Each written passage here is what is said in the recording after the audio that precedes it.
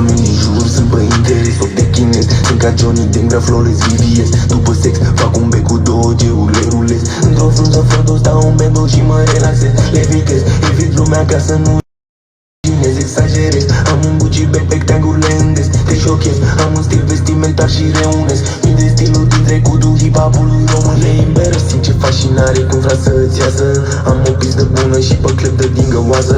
Ies pe rază și aprind o șoartă groasă. Și viitorul simt ce bine ce pe coaie să miroasă.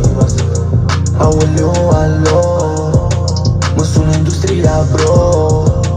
Îmi zice să o las mai ușor, dar eu i-am zis că o dau la nu depun efort, îmi iese totul pe loc, mi-e prea ușor. Am un frate lângă mine, mi-e alături până mor. Îmi e dor de o perioadă în viață când era ușor. N-aveam nicio grijă, beam bere la pet mereu, la tot fumam pe hol. Așteptam mereu ziua în care o să mor, fără să am încredere că reușesc să îmi dobor fricile și limitele, acum le-am lăsat pe hol. Același hol pe care tot fumam din ziua până în zor.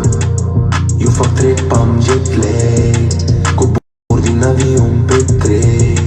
Mă urc în altul și sunt peste mapa, mult să stau o veste.